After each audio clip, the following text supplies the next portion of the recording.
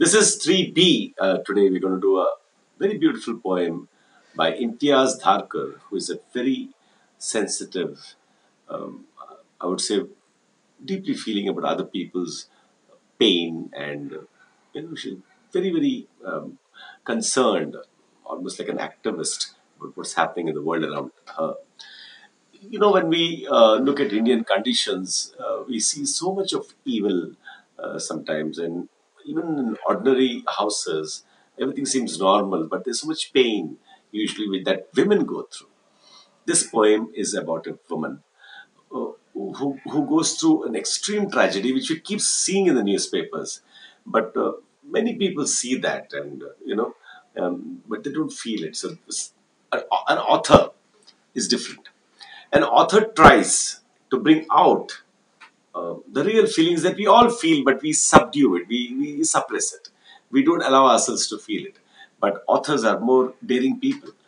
They bring out the feeling, the reality. They show the reality, which we all know, but they show it in such a beautiful way, such a clear way. Sometimes it can break your heart, sometimes it can shake you. That kind of powerful poem is what we're going to do today. It is called Another Woman.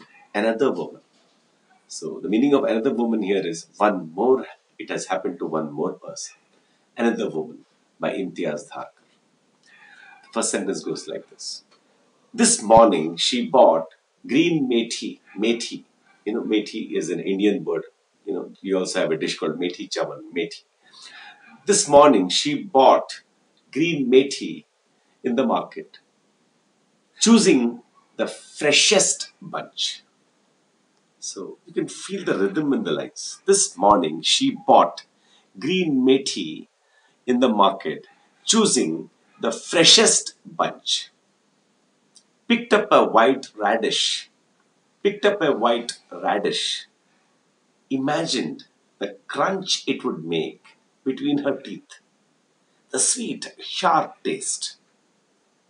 Then put it aside, thinking it an extravagance. Extravagance means too much, it's like a luxury, too much spending, extravagance.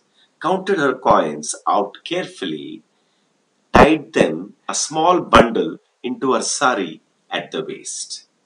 So that is just a looking. Imtiaz Dharker is looking at that homemaker, the housewife, the wife at home, and she's telling the feeling of what you observe sharply. She's telling it very sharply.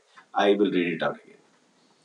This morning she bought green methi in the market, choosing the freshest bunch. Picked up a white radish. Imagined the crunch it would make between her teeth, the sweet, sharp taste. Then put it aside. Put it aside. No, I will not buy it. Thinking it an extravagance. Extravagance means too much spending. Counted her coins out carefully, tied them a small bundle into her sari at the waist, came home.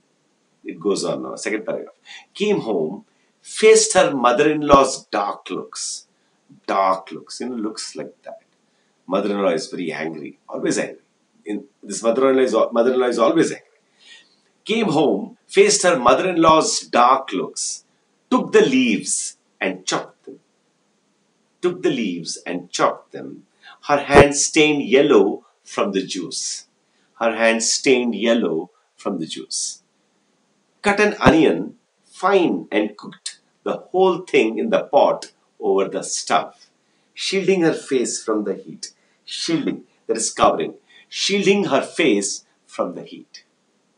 So I'll read the second paragraph once again.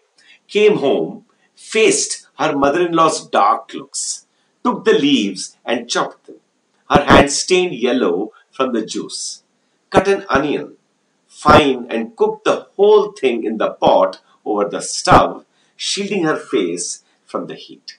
So when a poet observes very sharply, clearly, and puts it in words, this is the power of poetry. The usual words came and beat their wings against her. The usual words. The mother-in-law is always shouting at her. The usual words came and beat their wings against her. beat their wings against her. The words are like wings. They're flying in the air and beating it. You can feel the rhythm beating it. Beat their wings against her. And what are the words? The money spent, curses, curses, shouting at somebody. Curses heaped upon her parents. So, your parents are bad and from which family you have come and all those kind of things this woman is hearing. Curses heaped upon her parents. Heap, you make a big heap, a big bundle of them, big bundle, heaped upon her parents, who had sent her out to darken other people's doors. So she's again being blamed. Her mother-in-law is saying, you made our house dark and you are a bad woman and your parents are bad and all that.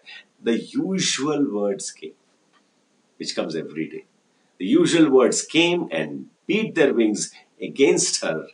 And what are the words? The money spent, curses heaped upon her parents who had sent her out to darken other people's doors. So they're criticizing her, saying that your parents sent you to darken our house. She crouched as usual on the floor. Crouched means becoming like this. She crouched as usual on the floor beside the stove when the man came home. The man, her husband, came home. She did not look into his face nor raise her head, but bent her back a little more. Bent her back a little more. So when you bend your back, you become more frightened. So here the Imtiaz Dharkar is looking at that scene and giving the exact words which has to be used to describe that scene. She crouched, as usual, on the floor beside the stove. When the man came home, she did not look into his face, nor raise her head, but bent her back a little more. Nothing gave her the right to speak. Nothing gave her the right to speak. She had no right to speak at all. She watched the flame hiss up. Hiss up.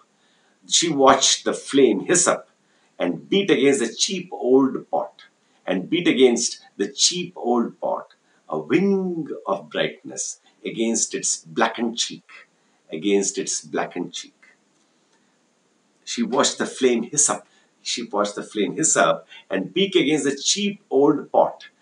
Beat against the cheap old pot, a wing of brightness against the pot's blackened cheek.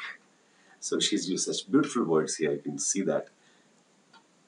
This was the house she had been sent to, the man she had been bound to, the future she had been born to. Look at the three sentences, such power. This was the house she had been sent to, the man she had been bound to. She was bound to him, she is tied to him, she can't escape.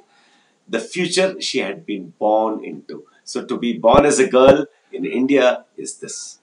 So when the kerosene was thrown,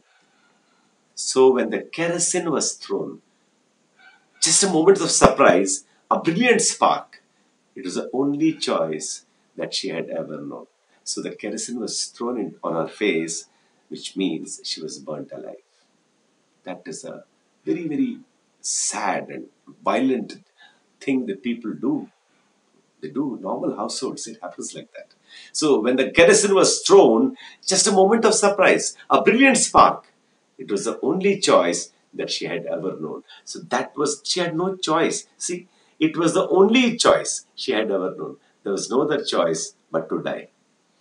Another torch blazing in the dark. Another woman. We shield our faces from the heat. And when we look at that, from that heat, here she talks about the pain. We shield our faces. Such terrible. So she's not telling this is bad, this is good. Imtiaz Dharkar is not that kind of an activist. She won't say this bad, women are bad, this. She's not campaigning anything. She's not propagating anything. She has just written a very extraordinary poem about just a housewife in a very dangerous household where she has been treated very cruelly for many days, and because of not getting any dowry, which happens very commonly in India, people are usually negative about women and sometimes they kill her. This is another woman who has gone up in flames. That was Imtiaz Dharkar. You must read the poem once again and you will understand. You must read any poem, word by word, line by line. Feel the poem. Poems are meant to be felt, and I'm sure you will enjoy this program. Enjoy means not in the sense of enjoy or in a jolly way. No, you'll be deeply touched, and this one strange kind. Even pain can be a kind of I don't know. Feeling touched by a poem is also a kind of meaningful enjoyment. So this is not a. It's a very negative poem. It's a poem about death, about murder. But look at the way she has opened her eyes, and we feel one kind of sadness, one kind of silent sadness, quiet we become, and we realize, suddenly we realize, the world is so cruel. And in that moment, we realize, no, we should not be like that. This is wrong. We realize the humanness within us. In that sense, I meant it's a great poem. I hope you enjoyed, or rather, you were touched by the poem. I hope it made you look and feel that this is wrong. A lot in India that has to be changed. We have to change our perceptions with respect to women. Women are just like men, they're beautiful beings. Men and women should love and learn to live together. So much has been said indirectly in this poem by Imtiaz Dharkar. I hope you really were touched with the poem. We'll meet once again in another lesson. This is NRK Academy signing out. Thank you so much.